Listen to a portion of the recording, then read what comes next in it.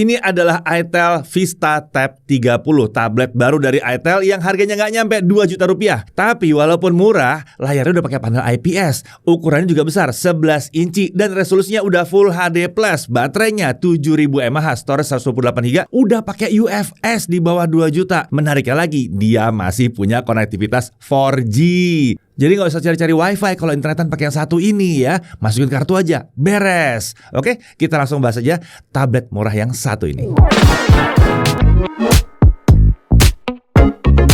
Ya, lagi-lagi ini adalah sebuah tablet baru dari itel Vista Tab 30.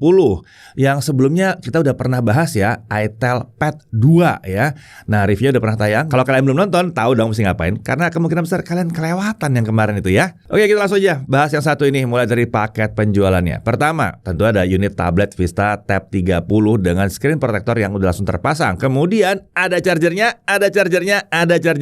Ya, ini adalah charger 10 watt. Kemudian ada kabel USB A to C, ada SIM tray ejector, ada dokumen juga. Ya, jadi isi paket penjualannya cukup standar, tapi yang penting masih ada chargernya di sini. Untuk desain, tablet ini punya gaya serba flat, yang memang cukup umum ya untuk tablet ya, yang seperti ini ya. Di bagian belakangnya ada pola garis-garis seperti ini ya, serta logo Vista Tab yang membuatnya jadi nggak kelihatan polos-polos amat. Untuk materialnya, baik bagian bodi maupun frame-nya itu sama-sama pakai bahan aluminium yang membuatnya terasa kokoh, tapi nggak berat-berat banget juga. Tablet ini hadir dengan dua opsi warna, ada deep gray seperti yang kita pegang ini, dan ada juga yang sky blue. Untuk dimensinya, lebar 248,2 mm, tinggi 188,6 mm, dan ketebalan 8 mm. Sementara bobotnya ada di kisaran 510,5 gram. Nah, sekarang coba kita lihat apa yang ada di sekeliling bodi tablet ini. Dan karena kamera selfie-nya itu ada di sisi terpanjang, ya jadi posisinya seperti laptop gitu ya kalau dipasangin dengan keyboard ya. Jadi kita cek dalam posisi yang horizontal. Di kanan kita lihat ada dua grill speaker. Di atas ada SIM tray hybrid. Hybrid ini ya. Bisa 2 nano SIM atau 1 nano SIM plus micro SD. Jadi kita bisa masih pakai micro SD plus SIM card. Atau kalau butuh 2 SIM card bisa di sini. Kemudian ada mikrofon, ada tombol volume dan tombol power. Di sisi kiri ada port USB-C dan ada 2 grill speaker. Bagian bawahnya kosong ya. Jadi tablet ini nggak punya audio jack ya. Untuk speaker, tablet ini kelihatannya seperti punya 4 grill speaker, tapi sebenarnya speakernya cuma ada 2 ya di sini.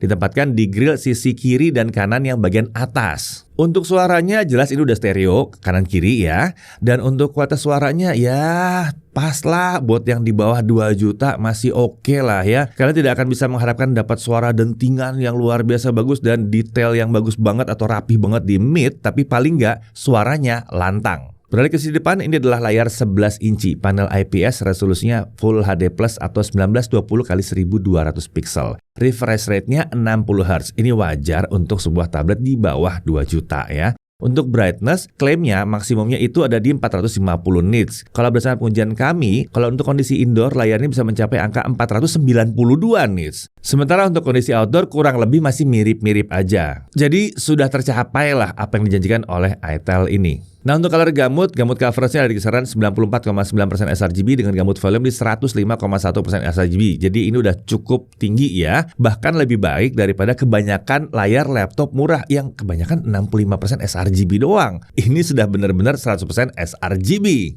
Nah, untuk bezel, tablet ini memang cukup tebal ya, tapi wajar untuk sebuah tablet di kelas harganya. Lagian tablet itu biasanya bezelnya tebal, itu salah satunya adalah untuk megang ya. Karena kita megang tablet beda sama megang handphone. Oke, kita beralih ke kamera selfie atau mungkin kamera depannya ya. Ini adalah kamera 5 megapiksel, bukan f2.0, perekaman video sampai dengan 720p 30 fps ya. Sedikit berharap dia 1080p sebenarnya, tapi ya sudahlah nggak apa-apa. Beralih ke belakang, ini adalah kamera utama 8 megapiksel f2.0, ini autofocus. Nah, ini perekaman video sampai 1080p 30 fps. Kalau menurut kami harusnya ini ditukar aja ya, karena untuk tablet seperti ini kamera depannya bahkan lebih penting sebetulnya ya. Kemudian ada LED flash juga di sini. Untuk fitur kamera itu ada panorama, ada pro untuk foto, ada time lapse dan ada night juga. Untuk spek internalnya, chipnya atau SoC-nya atau prosesornya itu pakai Unisoc Tiger T606. Ini adalah SoC yang sama yang digunakan di itel Pad 2 ya. Bukan SoC untuk gaming ya, tapi seharusnya untuk penggunaan harian yang nggak terlalu berat ini masih cukup memadai sih sebetulnya. Nah, untuk RAM dan storage ini cuma ada satu opsi doang, RAM-nya 4GB dan storage-nya adalah 128GB. Untuk RAM-nya ini disediakan MEMS Fusion sampai dengan 8GB. Untuk storage-nya diklaim udah pakai UFS dan berdasarkan hasil kami memang bener, ini UFS beneran ini ya. Jadi emang kenceng, bukan seperti eMMC. Nah, untuk baterai 7000 mAh dengan dukungan charging 10 watt saja. Untuk sensornya ada accelerometer, ada light sensor. Untuk gyroscope yang hardware itu belum ada di sini.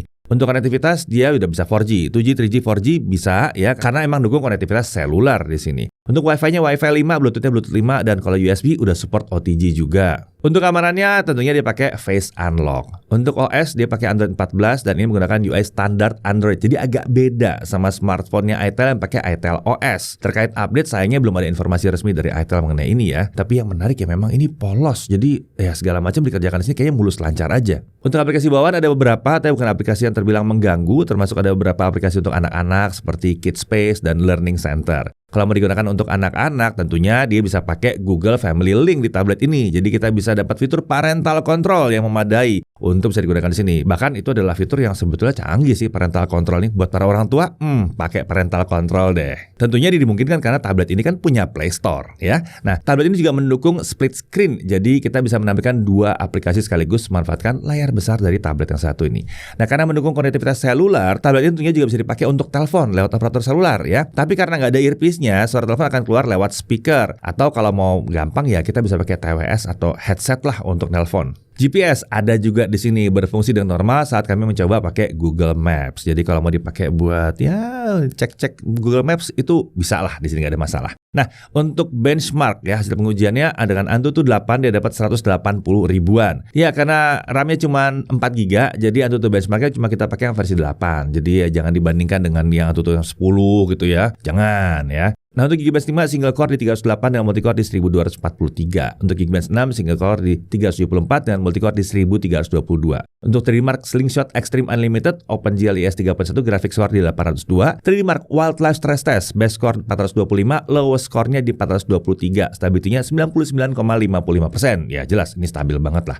Untuk GTX Bench T-Rex 1080p off-screen dia dapat 22 fps. Oke, sekarang kita untuk gaming. Subway Surfer dulu aja. Yang satu ini lah, jalannya mulus lancar lah di 60 fps. Touch delay terbilang minim, jadi kalau kita swipe dengan cepat masih cukup responsif di sini. Terbilang cukup nyaman lah kalau buat dimainkan. Lanjut ke Mobile Legends. Setting grafisnya terbuka sampai high, sementara untuk frame rate terbuka sampai high juga, alias 60 fps. Nah, kami coba main dengan settingan tersebut dengan setting di HD dan shadow-nya off. Frame rate yang kita dapatkan bisa dekat dengan 60 fps kalau lagi sepi, tapi kalau lagi rame dia bisa turun sampai di bawah 30 fps. Saran kami kalau mau dapat frame rate yang lebih tinggi sebaiknya turunkan setting grafiknya ke medium atau low aja. Udah lumayan lah ini. Untuk Free Fire gimana? Nah, untuk game satu ini opsi setting yang terbuka bisa sampai max, sedangkan untuk frame rate-nya terbuka sampai high. Jadi untuk di sini kita bisa lihat bahwa dia terbuka sampai 60 fps. Tapi sayangnya frame rate-nya belum stabil di 60 fps. Jadi masih sering ada frame drop ya. Belum super nyaman untuk dimainkan tapi sudah mencukupi lah buat iseng-iseng. Oke, jangan minta Genshin Impact ya di sini ya. RAM-nya cuma 4 GB juga gitu. Nggak pas kalau main Genshin Impact di sini. Emang tablet ini bukan dirancang untuk gaming. Oke, sekarang kita lanjut ke pengujian kamera. Oke, ini adalah hasil perekaman menggunakan kamera selfie dari tablet itel VistaTab 30 ya.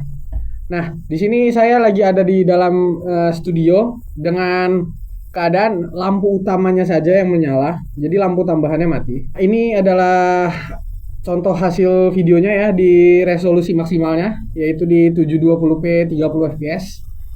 Menurut saya ini udah lumayan mencukupi lah untuk video conference atau video call. Memang detailnya mungkin belum yang super tajam gitu, tapi setidaknya di sini mulus frame rate-nya ya. Tuh, kalau saya goyang-goyangin tangan nggak terlalu patah-patah lah, masih bisa dipakai untuk video conference lah. Kemudian ini adalah hasil kalau lampu tambahan di studio dinyalakan. Detailnya jadi lebih baik ya, jadi lebih oke gitu hasilnya. Jadi saran saya kalau emang mau dapetin detail yang lebih, pakai kamera selfie-nya ini di tempat yang memang cahayanya mencukupi saja ya. Kita coba tes mikrofonnya ya. Ini suara saya nih langsung direkam pakai mikrofon yang ada di tablet itel VistaTab 30. Di sini saya nggak menggunakan mikrofon eksternal sama sekali ya. Jadi kualitas mikrofonnya ini memang belum selevel sama tablet-tablet yang harganya jauh lebih mahal dari itel VistaTab 30 ini ya. Tapi setidaknya mikrofon ini udah mencukupi lah kalau mau dipakai buat nelpon ataupun video call atau video conference. Oke, kalau yang ini adalah hasil perekaman dari kamera utamanya si Itel Vistatab 30 ya. Nah, untuk kamera utamanya ini resolusi maksimalnya dia di 1080p 30 fps. Nah, ini kalau misalnya keadaannya lampu utama studionya saja yang nyala ya, dan lampu tambahannya kita matikan. Mungkin hasilnya ini lebih detail ya dibanding kamera selfie-nya tadi karena ini resolusinya di 1080p. Ah, harusnya sih ya kamera selfie-nya juga dikasih 1080p. Karena kan biasanya kamera selfie lebih dipakai ya kalau di tablet untuk video conference. Sementara kamera utama mungkin nggak terlalu sering dipakai. Kalau yang ini kita coba nyalain lampu tambahan di studio ya. Tentunya hasilnya jadi semakin terang dan gambarnya juga pastinya lebih bagus ya. Jadi kalau emang mau pakai kamera utamanya ini kami sarankan juga di tempat yang agak terang saja ya, biar hasilnya lebih maksimal. Dan ini adalah contoh ketika tabletnya digunakan untuk Google Meet atau video conference ya. Di sini fitur-fitur seperti blur bisa berjalan dengan baik.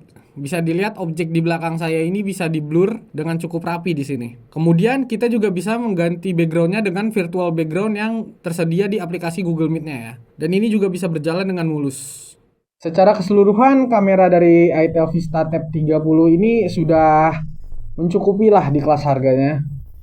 Untuk dipakai buat video call, video conference gitu udah lumayan bagus. Mungkin minusnya adalah di resolusi kamera selfie-nya aja ya yang masih 720p 30 fps. Agak sedikit berharap coba yang di kamera selfie-nya bisa 1080p 30 fps juga biar hasilnya lebih tajam lagi gitu. Oke, sekian dulu pengujian kamera dari Itel Vistatab 30 ini. Kita lanjut lagi ke pengujian selanjutnya ya. Nah, kita lanjut lagi untuk pengujian baterai sekarang ya dengan YouTube Local Video Playback 1080p. Jadi kita pakai aplikasi YouTube, kita download video dulu terus kita putar dan kita lihat sampai berapa lama baterainya habis dan ternyata baterai baru habis setelah 18 jam 34 menit. Nah, ini hasil yang bagus untuk tablet dengan baterai 7000 mAh. Apalagi mengingat layarnya ini Full HD 11 inci ya. Kalau mau diadu sama laptop sih banyak laptop yang nggak bisa nyampe 12 jam bahkan. Ini bisa lebih dari 18 jam. Oke, lanjut untuk streaming YouTube 1080p baterai berkurang sekitar 5% dalam 30 menit. Oke, sekarang kita lanjut ke charging. Kita coba menggunakan charger bawaannya yang 10 watt dan hasilnya adalah untuk mencapai 50% butuh waktu 1 jam 45 menit. Sementara untuk sampai penuh butuh waktu 4 jam. Ya 4 jam 1 menit, tepat 4 jam lah ya. Ini tentunya hasil yang lambat sebetulnya. Sedikit berharap bahwa charger yang disertakan tuh punya dukungan untuk pengisian yang lebih tinggi. Tapi ya sayangnya dikasih yang 10 watt. Wah paling enggak udah ada chargernya kan. Lanjut untuk Netflix sayangnya di sini masih Widevine L3 ya, artinya streamingnya tuh sampai resolusi SD aja. HDR juga belum ada. Jadi kalau mau kualitas yang lebih tinggi mendingan download di high quality aja dulu ya. Nah, tapi menariknya kami dapat kabar dari pihak Itel bahwa kedepannya ini akan dikasih update nih supaya bisa dapat Widevine L1. Lanjut untuk streaming YouTube itu bisa sampai dengan 1080p tapi belum ada dukungan untuk HDR di sini. Untuk haptic feedback ya di sini nggak ada dukungan haptic feedback sih, tapi wajar namanya juga tablet gitu ya. Biasa kalau ngetik kan enakan pakai keyboard. Kemudian untuk WiFi sharing sayangnya di sini nggak ada. Jadi kalau ini terhubung ke WiFi dia tidak bisa meng-share WiFi-nya tadi keluar. Tapi kalau untuk hotspot itu bisa, nggak ada masalah. Jadi dia pakai 4G terus dia mau share konektivitas internet via 4G-nya tadi bisa. Nah untuk multitask dia udah support input sampai dengan 10 jari. Jadi walaupun ini tablet yang terjangkau tapi ternyata cukup oke juga ya bisa 10 jari di sini. Nah kalau pertanyaannya bisa pakai keyboard dan mouse atau enggak? Nah bisa. Kalau mau keyboard dan mouse Bluetooth tinggal hubungkan aja ke Bluetooth dari tablet ini ya. Sementara kalau mau pakai keyboard dan mouse USB bisa juga pakai USB hub aja terus colok. Menariknya, Itel juga menyediakan aksesoris keyboard di sini walaupun tidak dalam paket penjualan ya. Nah, keyboard yang satu ini juga cukup menarik sih sebetulnya. Sedikit nambahin ketebalan, tapi kalau bisa lihat keyboard ini ada backlit-nya. Konektivitasnya pakai Bluetooth ya, jadi bukan pakai konektivitas pakai Pogo Pin atau apa gitu ya. Menariknya, keyboard ini tampaknya sepertinya bisa dihubungkan ke Windows dan bahkan iOS. Walaupun memang namanya sih keyboardnya Vistatab. Kalau bicara soal tombol cukup nyaman di sini karena cukup dalam juga tombolnya dan cukup presisi kalau kita pakai buat mengetik. Walaupun memang di sini tidak ada touchpad, tapi itu wajar ya. Oke, untuk harganya Itel Vistatab 30 ini hanya ada satu varian ya tadi ya udah dibahas ya, RAM-nya 4GB dengan storage 128GB dan harganya resminya di 1.999.000. Tapi saat periode launchingnya kemarin ada promo yang buat harganya turun ke 1.879.000. Jadi awas ya kalau kita bilang 1 jutaan ini bener ya karena di bawah 2 juta juta, beneran di bawah 2 juta. Bukan 2 juta dipotong ongkos parkir. Enggak, bukan ya. Kabarnya kalian juga bisa mendapatkan harga seperti ini kalau lagi ada promo seperti double date atau payday sale di Shopee ya. Nah, untuk aksesorisnya, Itel menjajakan aksesoris juga ada leather case yang dijual dengan harga 99.000. Kemudian tadi kita bahas ada keyboardnya yang ternyata keyboardnya harganya cuma 199.000. Kalau untuk stylus nggak ada di sini ya. Kenapa? Ya karena memang sepertinya tidak ada array untuk stylus di sini. Kalau pakai stylus tuh memang harus ada lapisan spesialnya lagi. Ya, kalau kalian mau pakai stylus yang generik nih harusnya tetap bisa sih, tapi tidak ada stylus spesial di sini. Nah, untuk link pembeliannya kalian bisa cek di deskripsi video ini ya. Langsung cek aja di situ ya. Oh ya, kalau kalian penasaran sama produk Itel ataupun mau sharing tips dan trik seputar produk-produk Itel, bisa aja kalian gabung ke grup Facebook Itel Enthusiast. Nah, di sana kalian bisa berdiskusi dengan anggota lain dan juga mintel seputar produk Itel ya. Oke, kita masuk ke hal yang perlu diperhatikan. Pertama, chargingnya lambat ya, butuh waktu 4 jam sampai baterainya penuh. Lalu RAM-nya sayang banget ini cuma 4 GB. Jadi agak menghambat performa tablet ini. Pengalaman jadi agak sedikit kurang mulus aja di sini. Untung storage-nya kencang nih. Lalu kemudian belum ada kejelasan mengenai update OS-nya, tapi paling nggak dia udah start dari Android 14. Lalu kemudian di sini belum ada audio jack-nya ya. Netflix juga masih Widevine L3 ya. Semoga nanti benar-benar diupdate jadi Widevine L1.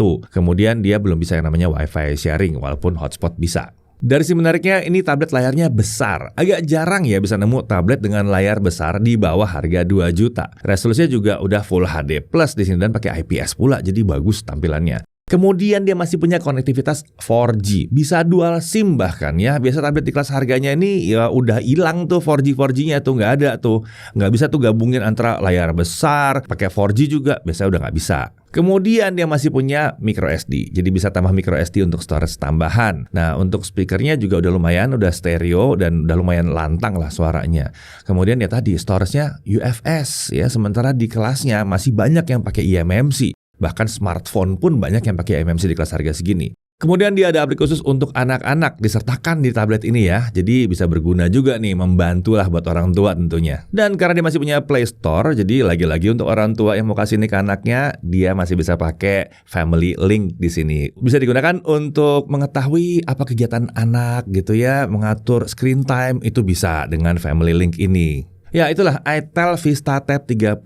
Jadi, cocoknya tablet ini buat siapa sih sebenarnya? Ya, yang jelas pertama, siapapun yang mencari tablet dengan harga terjangkau. Ini akan sangat menarik sekali ya. Apalagi kalau dipadukan dengan keyboardnya. Wah, mantep tuh. Layar udah IPS 11 inci, ada keyboardnya. Keyboardnya punya backlit lagi. Mau dipakai buat ngetik-ketik bisa banget yang satu ini. Cocok juga buat kalian yang mencari tablet yang punya konektivitas 4G tapi nggak mau keluar duit terlalu banyak. Ya, yang satu ini bisa dimasukin SIM card 4G. Dan tenang, SIM card 4G dimasukin masih bisa masang micro SD juga kok. Kemudian terakhir seperti kita bahas dari tadi, ini cocok untuk orang tua yang sedang mencarikan tablet untuk anaknya. Karena ya harganya murah, udah gitu masih bisa ada fitur pengendalian untuk tablet yang satu ini. Ya, pada akhirnya kalau memang kalian mencari sebuah tablet dengan harga di bawah 2 juta rupiah, rasanya yang satu ini layak sekali untuk dicermati. Saya Didi Irfan, Jakarta TV.